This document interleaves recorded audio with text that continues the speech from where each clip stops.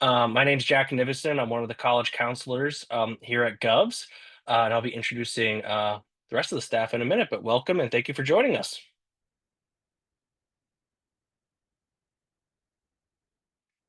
Alrighty, let's get started. So again, for those of you who just signed on, my name's Jack Nivison. I'm one of the college counselors here.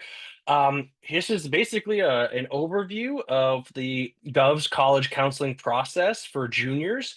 You've come a long way, whether your student has been at Govs for this is their third year, second year, or they're in their first year.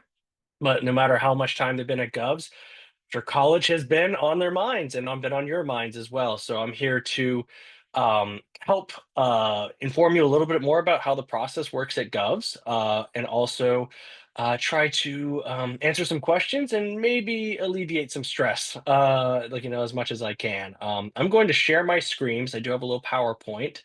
Um, so just give me 1 second. Share that. The weekend. Share and slideshow. Okay. All right. So I hope you can all see my screen here. So this is a kind of a comical cartoon that can be sometimes what when I worked on the other side of the desk, I could hear some semblance of a conversation um, outside of mission offices, and some of you, might have taken part in some conversations before going on tours or interviews if you've done those so far, or just thought about how the college process would go. The college process can bring about a lot of maybe some excitement for some of you, maybe some stress and anxiety for some of you, but I think a lot of you are going to be having a mix of those emotions, and that's okay. This can be a really, really nerve-wracking process at times, but also for both students and families, it can be a really rewarding process as well. And so we're going to talk about the college process here at Govs today. I'm just going to give you a brief overview of what we're going to go through. We're going to talk to you about the juniors college search to date, what's ahead this winter and spring, a little bit about standardized testing, and some goals and tasks we would like students to be able to start thinking about, and by extension, their families with their help between now and March break. And I will end with some question and answers. So I'm going to try and only talk for about 20, 25 minutes at the most, hopefully, and then spend the majority of our time answering any questions that you have. So with that, we'll jump right into the who's who of the college counseling office. Again, my name's Jack Nivison. I'm one of the college counselors.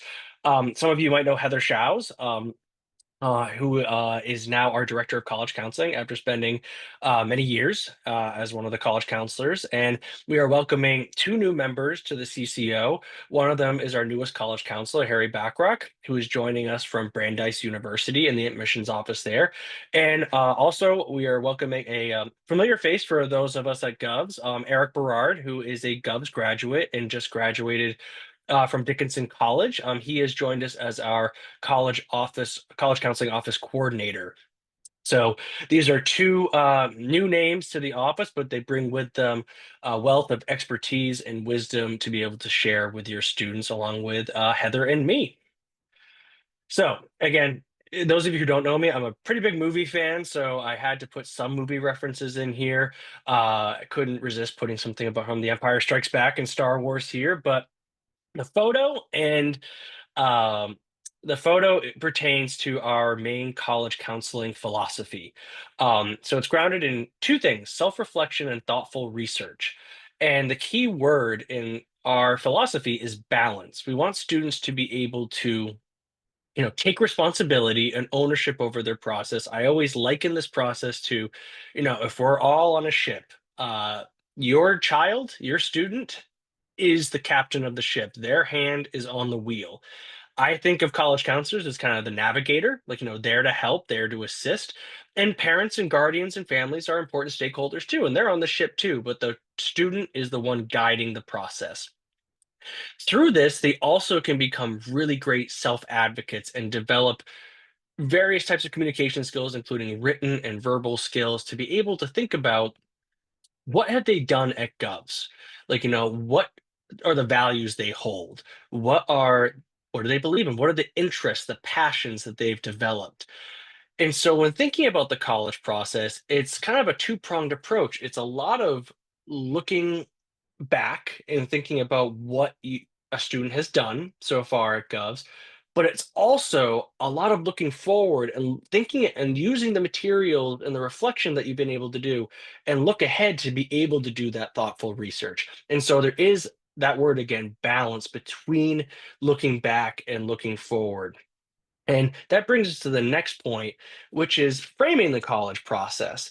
Um, our main role, in the process, navigating, as I said, is to help students identify dimensions of the college process that they can control and those that they cannot control. So, what can they control? They can control the effort in their classes, participation, the completing their homework at a high level, studying for their tests, engaging in research in the classroom, working hard on their thesis papers, which are coming up.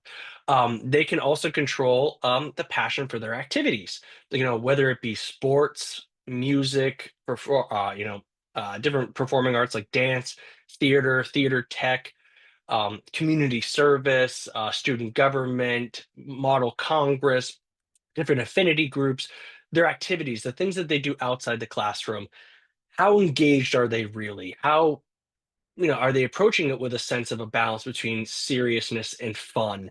Are they aspiring to become leaders in that group, whether through titles or whether just through actions and behavior? They can control the thoughtfulness and the reflection that they have in the process. You know, I always say with the college process, you get out of it what you put into it. And so if a student is engaging, is answering our questions, like thinking about, okay, what are my strengths? What are the things that I like to do? How have I changed during Govs? And then using that information to think about, okay, what do I want in a college? If they answer those questions thoroughly and speak honestly and are authentic with themselves and with us, they'll be able to be really successful in this process. It can be more difficult for students to be able to sort out those things because there's thousands of colleges out there. How can they possibly understand what they want? And that's where we will come in and help, and that includes how they control the openness in their college search. Not just going by the name of a college that they know, being open to, okay, you like X college because of one, two, and three. Here is Y college that also have those things. Maybe you haven't heard of Y college, but we encourage you to be able to seek it out, research a little bit more, think about it. And so those are some of the things that they control when we're framing the process. Um, you know, what can they not control? Uh, they cannot control, basically, in a sense, going back, what they can control is their own individual application. They can control the essays they write, the recommendations, their engagement with their teachers, so their teachers can get to know them better, and then therefore write more informed recommendation letters. The thoughtfulness and the detail that they put into their college list, they cannot control. You cannot control. I cannot control all the other parts of the process. So they can't control anyone else's application. They can't control how many other applicants are applying to these schools and what they have in their applications. They can't control national trends. They can't control other unknown factors that might go into the admissions process or different institutional priorities. If you start to think about all the different variables, or as I like to call the noise in the process, it can be pretty overwhelming. So overwhelming that sometimes you want to look like Kevin McAllister in the Home Alone movies, personal favorites of mine, and just want to yell into the universe. Um, but there is going to be some stress with this process. But as long as students try to stay grounded and just remember, control what I can control, stay within that, and they will be successful and be able to mitigate some of that stress. Now, even if you're able to mitigate a lot of stress, there are worries out there. There is a lot of noise, and it's impossible to shut it out entirely. So here are some, you know, questions that we get asked quite a bit, and they are just a sampling. They are not, there are many, many more that could be asked, but here are just a smattering of them. So first one is, my neighbors took their 12-year-old on a college tour last summer and have him working with an SAT tutor. Are we behind in this process? Short answer is no. The vast majority of students do not begin their college search until their junior year. Maybe if they had an older sibling and they trailed along with them on different road trips and different college visits, yeah, that could be the exceptions. But for the most part, especially at Govs, we encourage students in their ninth and 10th grades to focus on their experience at Govs, to focus on trying to figure out what their interests are, becoming engaged with their community. And that is very similar with many other, college preparatory, independent, private, public high schools. Like, that's very similar. And so, no, you are not behind in the process. We will work with every student. We'll start individual meetings. I'll share more about that information about our kickoff meeting that starts next week with juniors. But no, do not worry. You are not behind in the process. You do not have to catch up. Students, regardless of whether they have already done visits, haven't even thought about doing visits yet, haven't thought about the SAT, everyone is fine. You are totally in a place where you need to be.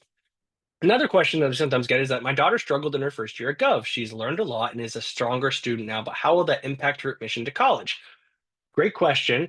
So, colleges do look at every grade every year that a student has spent in high school, including if they transfer to Govs from a different high school. Anytime they have been in ninth, 10th, and 11th, 12th grade, we have to submit those transcripts. But colleges, for the most part, read it you might overhear this word. I'm just going to use it this time, a holistic review process. So they're taking into account, yes, a student's transcript, but they're also taking into account context that goes along with that transcript. The transition to high school, whether it's in ninth, 10th, 11th, whether it's a new high school or it can be really difficult. And colleges understand that. And so there are opportunities for students, counselors, to be able to present context about, changing from a public high school where they went home every day to a private boarding school where they are many, many hours away from home. That was very difficult for this student during their ninth grade. We can provide that information. Colleges will see, if a student struggled in their ninth grade but did really well in 10th and 11th, that's an upward trend. That's what they'd like to see. They would much rather see that than a downward trend. Sometimes students are just consistent the whole way. Sometimes there are some more ups and downs. And that's okay. We are here to be able to help students provide the context about anything to do with their grades. And we can also provide that context with our counselor recommendation. And so, you know, everyone has struggles at different times. Sometimes those do impact grades. One grade is not going to sink the ship that we're all on. It is something that it's a challenge that we can overcome, and we can overcome that with more context.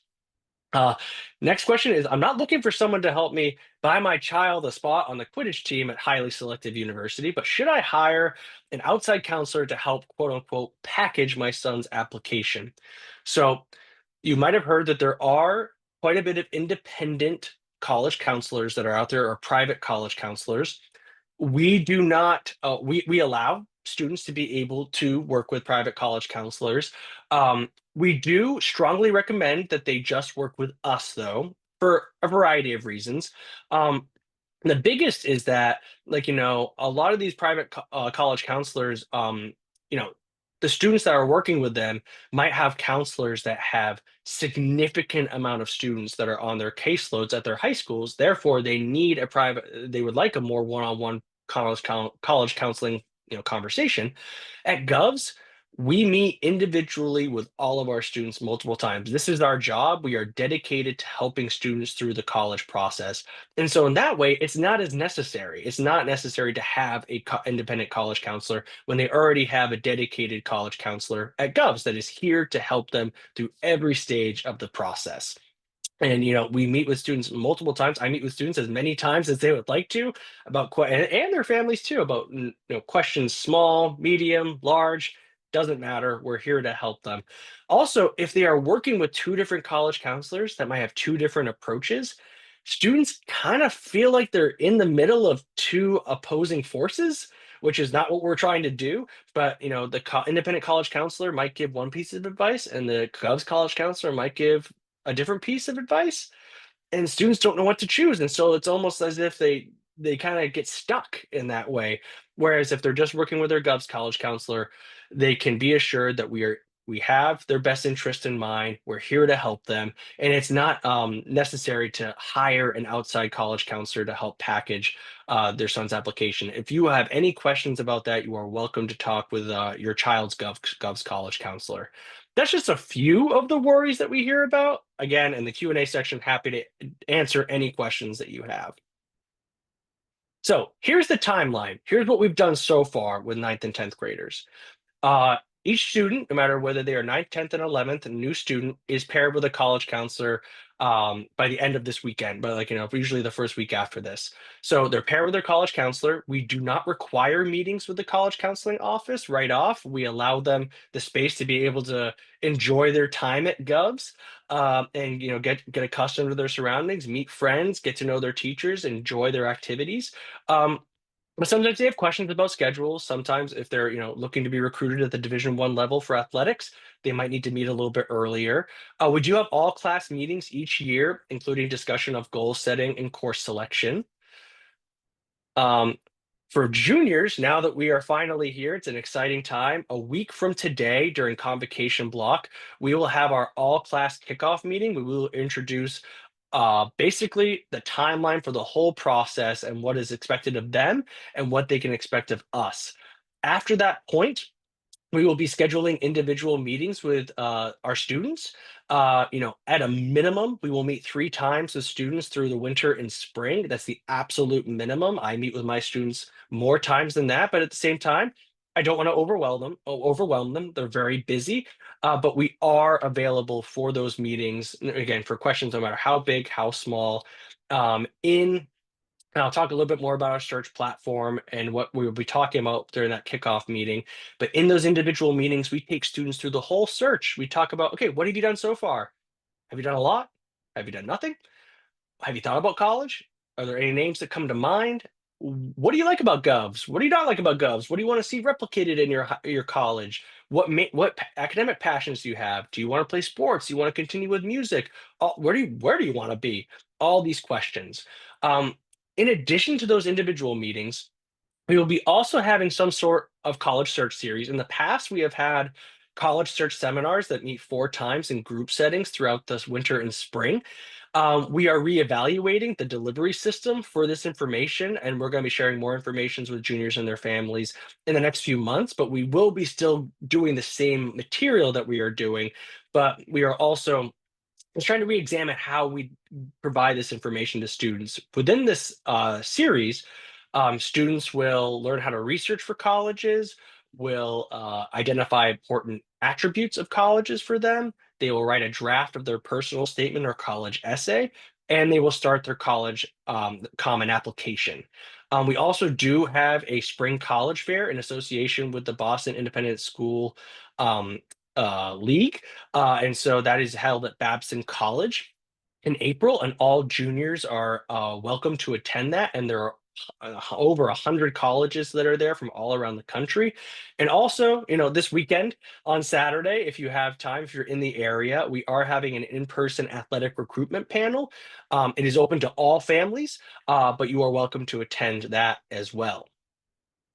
I mentioned our platform, and no, it does not look like the Matrix, but it is called SCORE. It's spelled that way, but it's pronounced SCORE. This is our main college research and college counseling platform.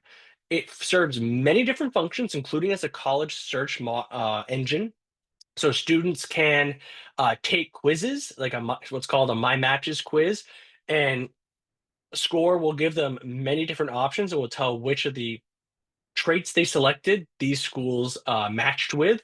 They can look up those individual schools. They can compare different schools to each other in terms of size, cost, admission rates, most popular majors. And so there's that method for search engines, but there's also a career planning guide as well. There's career services searches and quizzes available. There's one that takes about 5 to 10 minutes, and they can take as many times as they want, like the My Matches quiz. There's also it's called the Principal U, I believe that's what it's called. That can only be taken once, and we tell students to hold off on doing that until they meet with their college counselor. Much more intensive. It's about 20 to 30 minutes.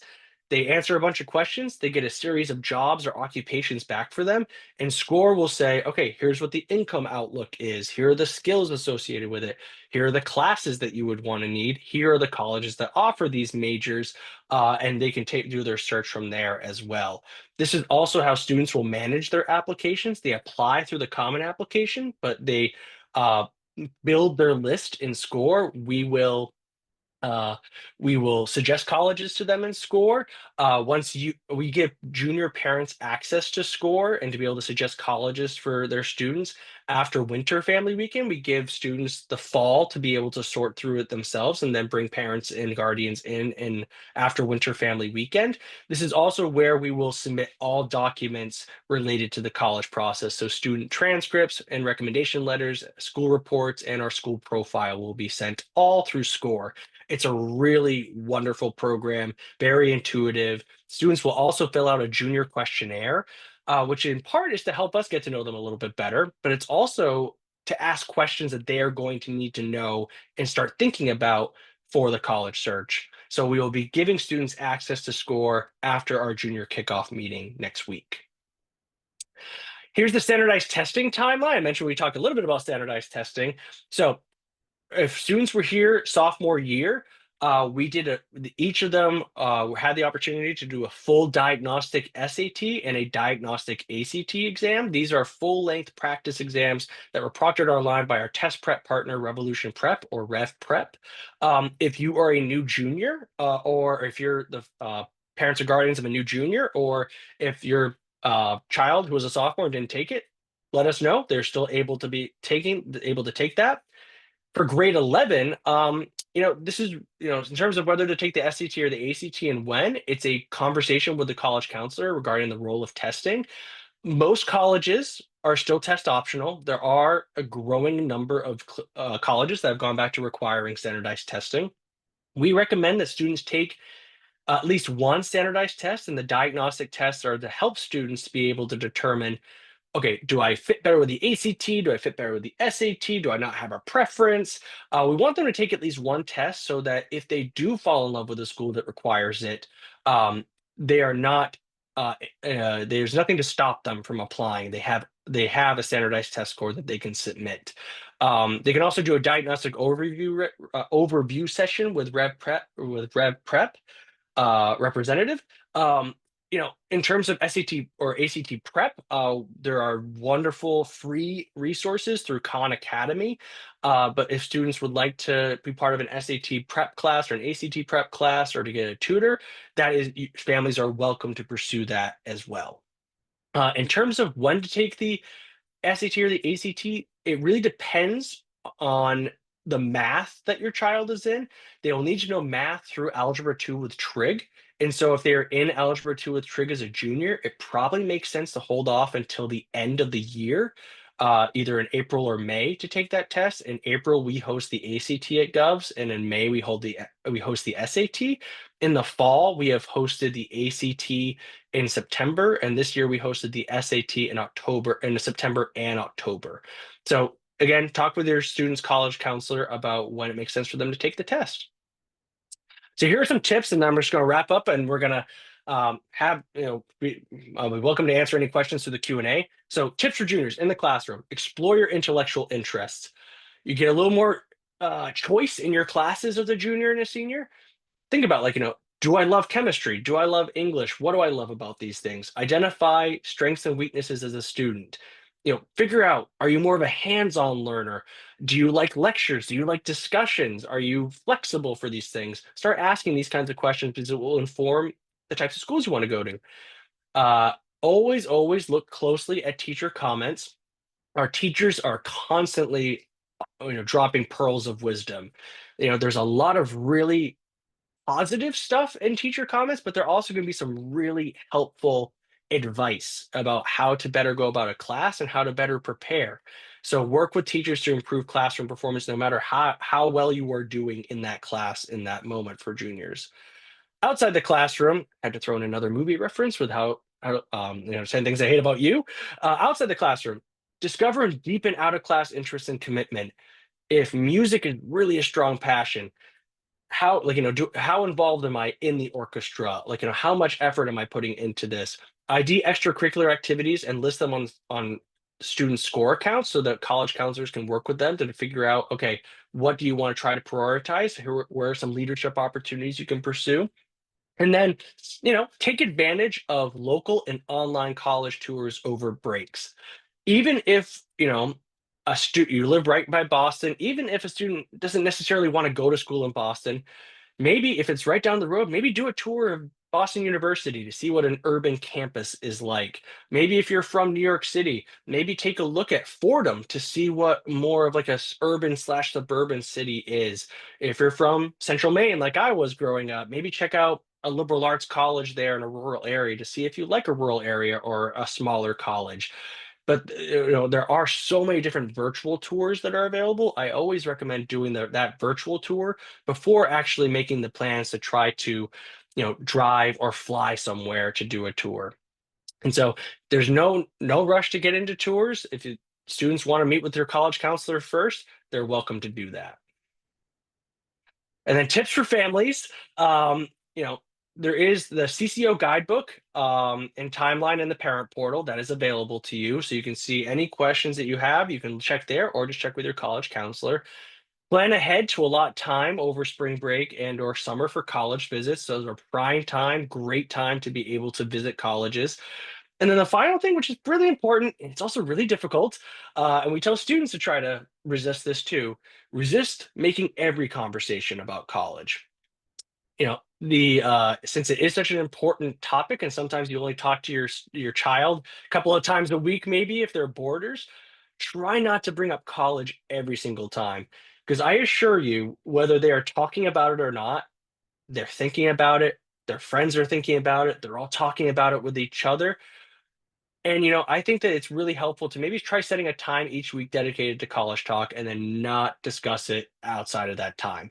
There will be times later in the process where that might prove more difficult and it might be more urgent to discuss things. But for the most part, try to help students remain with that word that I started this presentation with: balance. A balanced approach, a grounded approach, control what you can control. So that's the end of my formal presentation. I'm happy to answer any questions you have. If I didn't, whether I covered something and you want some more clarification, or if I didn't cover something and you'd like me to talk about it, please put those questions in the question and answer. And we can go, we have about half an hour for questions. So I'm happy to answer as many as you have. Just gonna take a sip of water while I wait.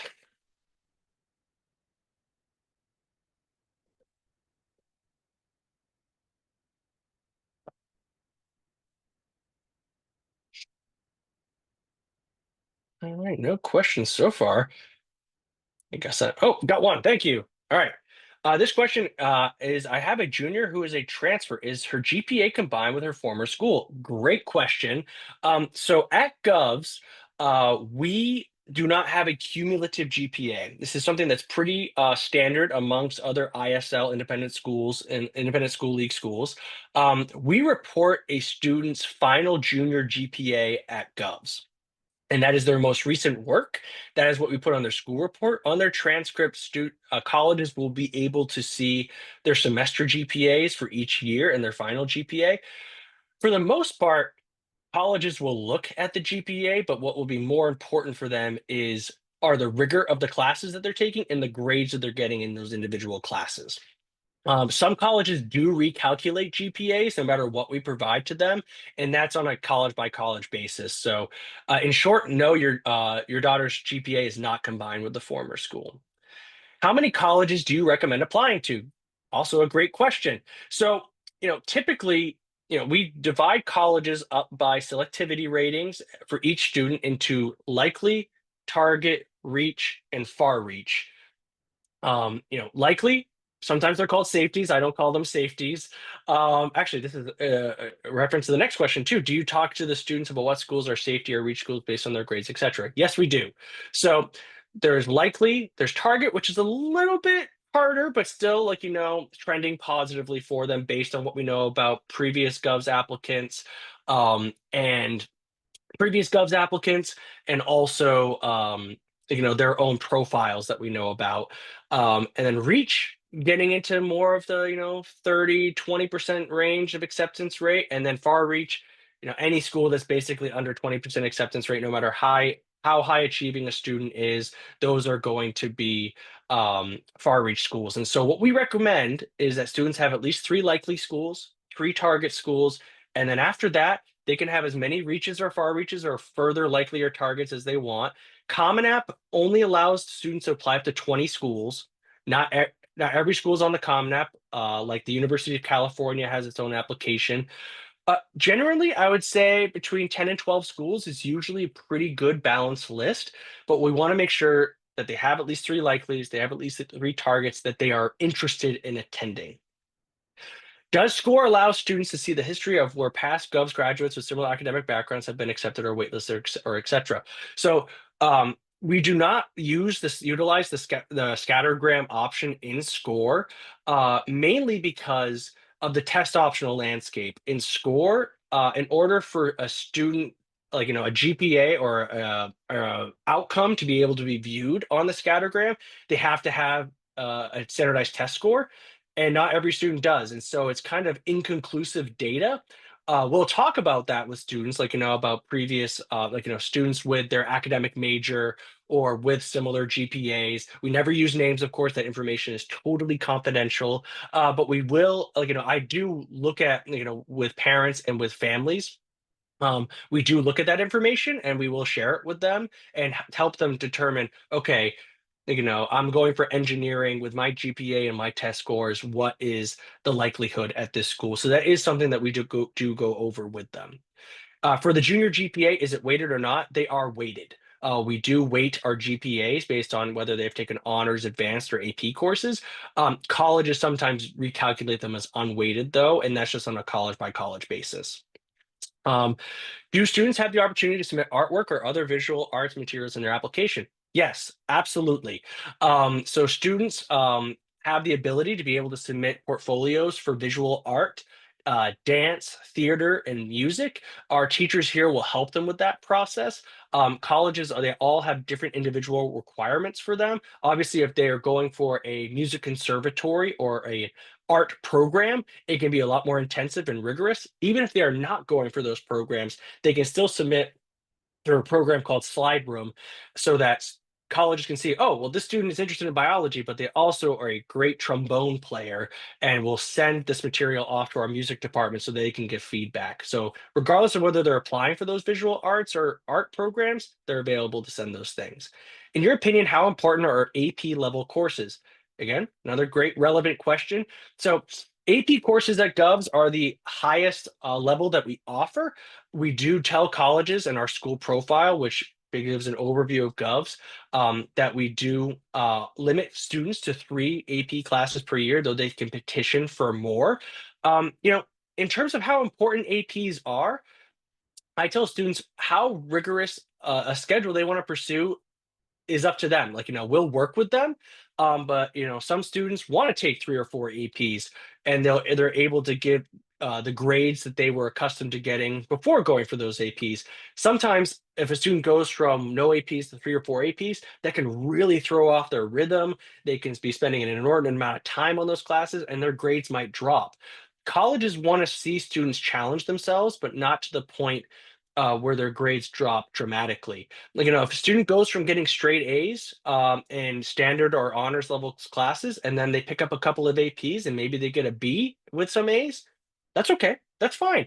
But if they go from those A's to getting straight C's with a huge amount of AP and honors classes, that's not proper balance, like the word I used earlier. And so that's a balancing act that we work with students about, and they work with their advisors about and their teachers about, so that they can determine what the best balance of rigor is for their schedules, while also being a high school student, like, and being involved in the community at Govs.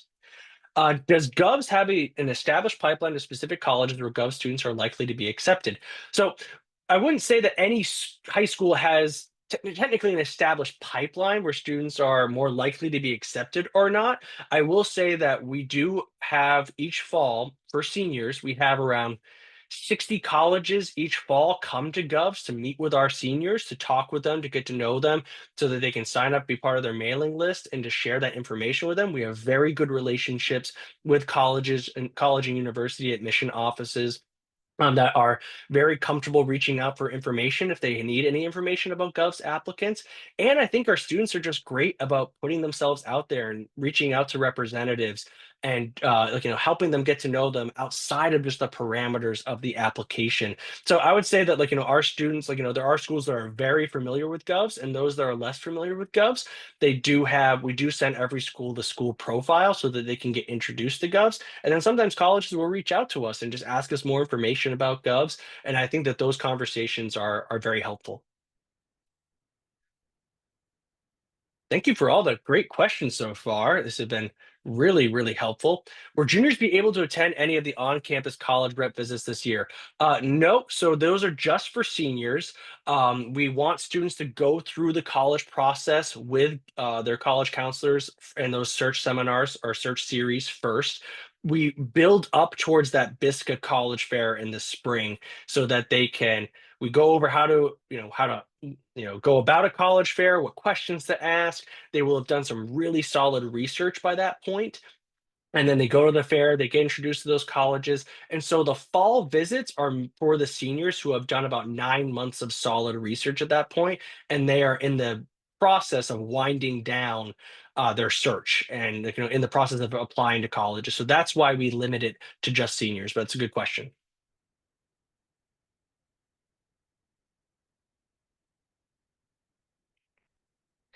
Any other questions before we wrap up for the night?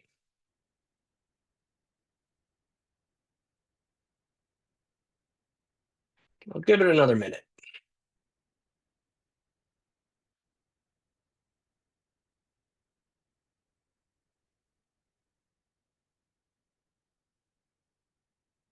I know that when I start to wrap up, someone will type in a question.